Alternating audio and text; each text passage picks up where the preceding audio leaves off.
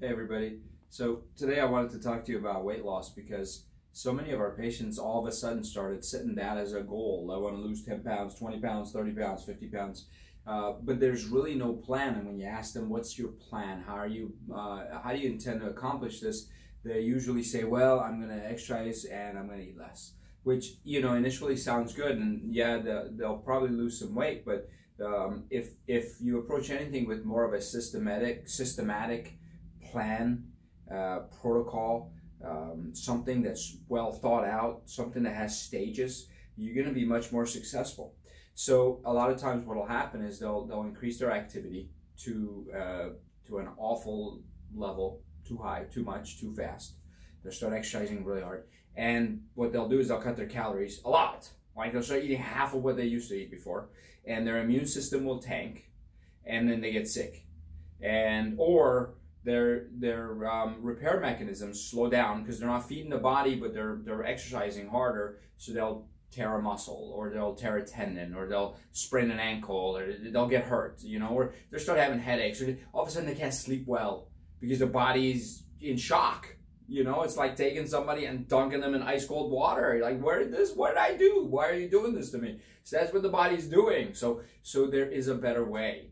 I'm just going to tell you what that way is in the next 30 seconds. It's not very complicated, but the part is you need to have the discipline to stick with it and trust me that it's going to work. So here's how I would recommend you do it. If you're already exercising, don't change that. Just continue exercising. But for like a week, add up how many calories you're eating every day. And if you're eating, let's say, 2,000 calories a day, 2,500 calories a day, figure out exactly what that is on an average. And then what I want you to do is just cut back like 200 calories, maybe even less. If you don't eat that much to begin with, cut 100 calories, like 5 to 10% of your total calories. 100 calories is like a soda. Just cut back by one soda. 100 calories is an apple. just a little tiny bit, right? And then I want you to weigh yourself every single day. Doesn't matter what time of day, just weigh yourself every day. And you're gonna notice, just if you cut just a little bit of calories on a consistent basis over a long time, you're gonna notice your weight starts to go down a little bit. But then what'll happen is your metabolism gets used to, you'll get to a level where your weight matches the amount of calories you're eating, and it'll stabilize. The minute it stabilizes, then I go, okay, now cut another 100 calories. And as soon as you do, you'll start to lose a little bit of weight again.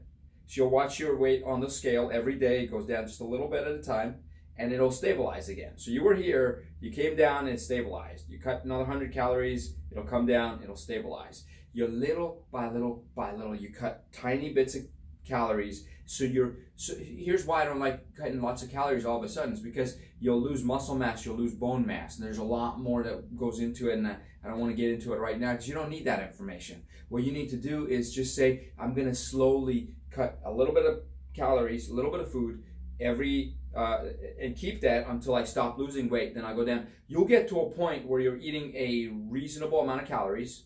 You're already used to it because you never put your body in a shock. You never drop calories in a big way. You're already used to it. It doesn't seem like a sacrifice. You're not even going to be hungry when you cut just 100 calories. You won't notice it, but your body will notice it. It'll get used to it. The minute your body adapts, you do a little more. Now, you get to a point where you don't want to cut any more calories. Now, what you can do is increase your level of activity. So if you were on the treadmill for 30 minutes, now you're going to add another 10 minutes on the treadmill. Just a little bit, and then watch your body to start to. You don't go from not being on the treadmill to spending 3 hours a day on the treadmill. Not going to work. It's not a good idea. You'll deplete your body, deplete your electrolytes. You'll mess things up. Hormonally, you're going to a tailspin. It's not good for you. That's my idea. That's my recommendation. Cut a little bit. Wait till you stop losing weight. Cut a little bit more. Don't cut more if you're still steadily losing weight. It's not like one of those things where you go, more is better. That'd be like saying, hey, I'm going to go get a nice tan. So I'm going to go lay in the tanning bed for the next 3 hours.